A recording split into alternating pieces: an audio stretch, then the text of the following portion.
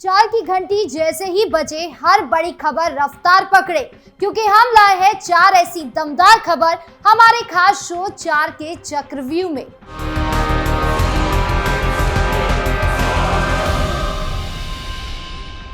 वो स्टंट की राजनीति में खोए, योगी योग दिशा से जीवन में शांति लाए, केदारनाथ से गोरखपुर तक योग की अलग जगाए और योगी को एक्सप्रेसवे राज्य बनाकर विकास दिखाए। नमस्कार, कैपिटल टीवी उत्तर प्रदेश पर चार का चक्रव्यूह देख रहे हैं आप। आज चार के चक्रव्यूह में सबसे बड़ी खबर आपको बता दें, बुलडोजर एक्शन से जुड़ी है, जिसने मौलानाओं की नींद उड़ा दी है। तो कहां हुआ 800 करोड़ की जमीन पर बुलडोजर एक्शन, बताएंगे आपको। फिर बात होगी समाप्तवादी के मुखिया अखिलेश यादव की, जिनकी भिड़न डिप्टी सीएम केशव प्रसाद मौर्य के साथ हुई, जहां डिप्टी मौर्य ने ऐसी बात कही जिससे अखिलेश यादव का मुंह खुला का खुला रह गया। बताएंगे आपको पूरा मामला।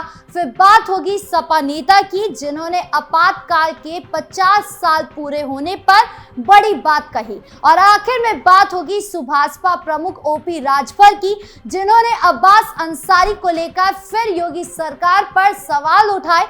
बताएंगे आपको पूरा मामला। तो चलिए शुरू करते हैं चार का चक्रव्यूह। शुरुआत करते हैं चार के चक्रव्यूह की सबसे बड़ी खबर से, जो बुलडोजर एक्शन से जुड़ी है।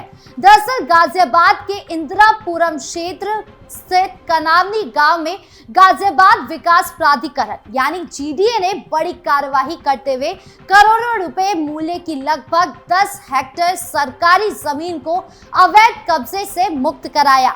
अंदाजा लगाया जा रहा है कि ये जमीन लगभग 800 करोड़ की हो सकती है। ये कार्यवाही योगी सरकार की जीरो टॉलरेंस नीति के तहत की गई, जिसमें वर्षों से झुग्गी बनाकर रह रहे लोगों और बिल्डिंग मटेरियल के अवैध गोदाम संचालकों पर प्राधिकरण का बुलडोजर चला।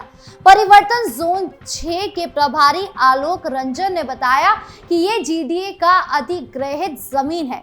कई बार चेतावनी देने के बावजूद इसे खाली नहीं किया गया था, जिस कारण आज कार्यवाही करनी पड़ी।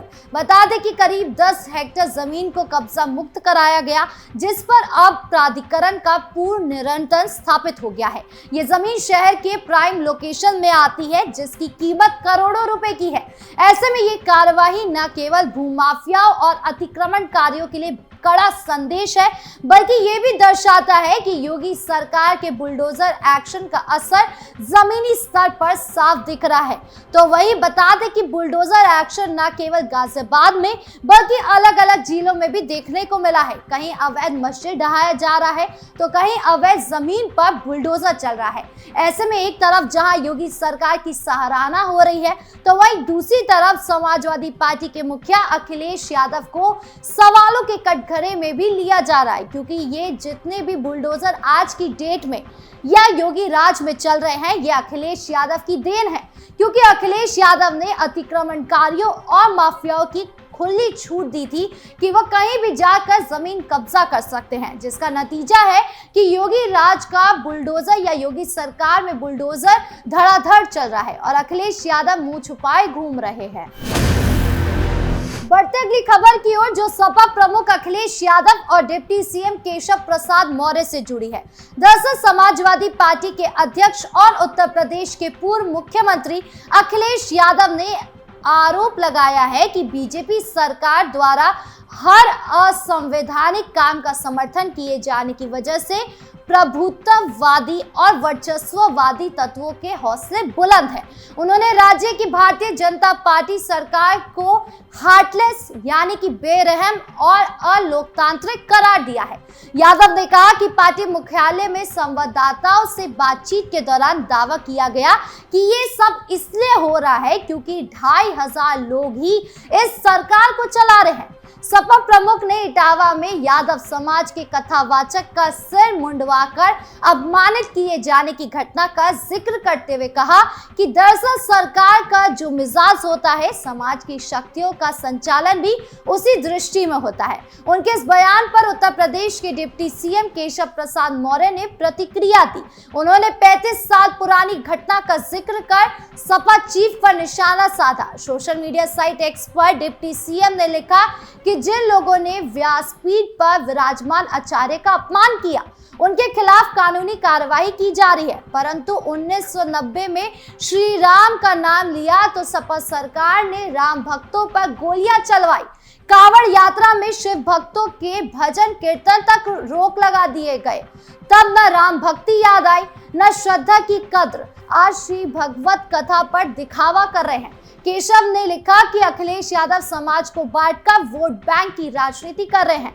ये भगवान की भक्ति नहीं, सिर्फ पाखंड और अवसरवाद है। इनकी कोई भी साजिश सफल नहीं होगी। उधर अखिलेश यादव ने कहा, मुझे ये लगता है कि समाज के कुछ लोग ऐसा समझने लगे हैं कि ये सरकार उनके दिल और मन की सरकार है। इसी वजह से वो दलित और पिछड़ों पर अत्याचार कर रहे हैं। सरकार ने कहीं भी ये संदेश देने की कोशिश नहीं की कि कोई इस प्रकार की किसी घटना में शामिल होगा तो उसका अंजाम क्या होगा। ये सारा काम सरकार के संरक्षण में हो रहा है। उन्होंने इटावा की घटना का जिक्र करते हुए कहा कि सरकार में बैठे लोग लगातार अन्याय कर रहे हैं तथा प्रभुत्ववादी और वर्चस्ववादी लोग लगातार पीड़ित परिवार के लोगों को डरा रहे हैं, धमका रहे हैं, अपमानित कर रहे हैं। यानी कुल मिलाकर अखिलेश यादव योगी सरकार को वर्चस्ववादी होने का आरोप लगा रहे हैं। कोई अखिलेश यादव से पूछे कि उनके कार्यकाल में क्या हो रहा था, जहां सिर्फ गुंडा राज था, जहां पावर की आड़ में माफिया को टिकट और आजादी दी गई, जहां निर्दोष जेल में होते थे और अपराधी खुलेआम सड़कों पर, जहां गुंडा राज का इतना कहर था कि किसी भी सिटिंग मिनिस्टर की हिम्मत नहीं होती थी कि वो नोएडा आ जाए। लेकिन योगी सरकार में पूरे यूपी में गुंडा राज और माफियाओं का सफाया किया गया। बताया गया अखिलेश यादव को कि सरकार कैसे चलती है। वर्चस्व योगी राज में जरूर है, लेकिन केवल उत्पादियों पर, माफियाओं पर और ऐसे लोगों पर जिनकी सोच में खोट है। बढ़ते की खबर की ओर जो सपा नेता से जुड़ी है। दरअसल देश में आपातकाल के आज 50 साल पूरे हो गए हैं। आज 25 जून के दिन ही देश में इमरजेंसी लागू हुई थी, जिस पर समाजवादी पार्टी के वरिष्ठ नेता राजेंद्र चौधरी का बयान सामने आया है। उन्होंने आपातकाल को देश के लिए बेहद गंभीर समय बताया और कहा कि आज के हालात भी उसी समय से मिलते जुलते हैं। आज भी देश में अघोषित आपातकाल की स्थिति है। अगर कोई सरकार के खिलाफ बोलता है तो उसके खिलाफ मुकदमे लगा दिए जाते हैं। राजेंद्र चौधरी ने कहा कि इमरजेंसी को याद करते हुए कहा कि देश में जब आपातकाल लगाया गया तो उसके बाद संघर्ष किया गया था, जो दूसरा स्वतंत्रता संग्राम बन गया था। मैं भी एक राजनीतिक कार्यकर्ता हूं और उस समय हुए संघर्ष में एक्टिव था। मैंने उस स्थिति को देखा था। देश की स्थिति गंभीर थी। उस समय देश में ना कोई बोल सकता था, ना कोई लिख सकता था। प्रेस की आजादी पर पूरी तरह से रोक लगा दी थी। सपा नेता ने कहा कि आज के हालात भी इमरजेंसी के हालात से मिलते जुलते हैं। देश में आज अघोषित आपातकाल है। यानी एक तरफ सपा नेता कह रहे हैं कि मैं आपातकाल के दौरान मौजूद था, मैंने सब कुछ देखा, तो वहीं दूसरी तरफ कह रहे हैं कि देश में आपातकाल की स्थिति है। कोई सपा नेता से पूछे कि आज अगर आपातकाल की स्थिति होती तो क्या आप बोल पाते? क्या आप और आपके पार्टी के कार्यकर्ता जेल में बंद नहीं होते?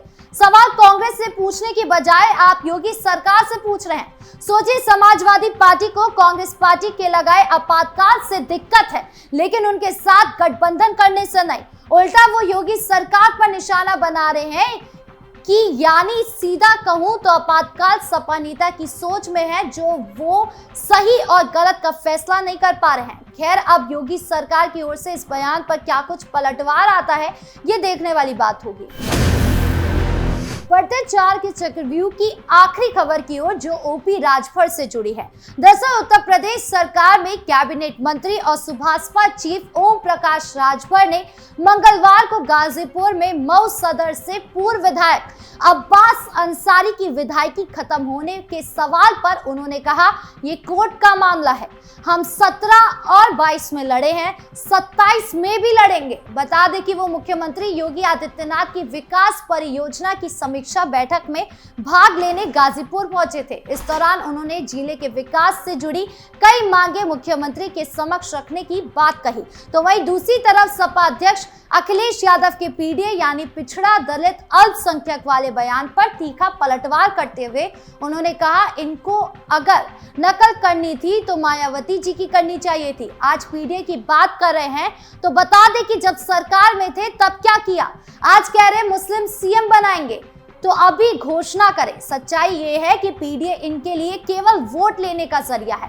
असल में ये परिवार डेवलपमेंट अथॉरिटी चलाते हैं। साथ ही राजभर ने यह भी दावा किया कि समाजवादी पार्टी से 3 लोग जो निकाले गए हैं वो पहले ही अलग हो चुके थे और 5 और को निकाला जाएगा। यानी अब्बास अंसारी के लिए एक तरफ ओपी राजभर ने बात कही तो वहीं दूसरी तरफ अखिलेश यादव पर निशाना साधा। बहरहाल 4 के चक्रव्यूह में इतना ही। नमस्कार।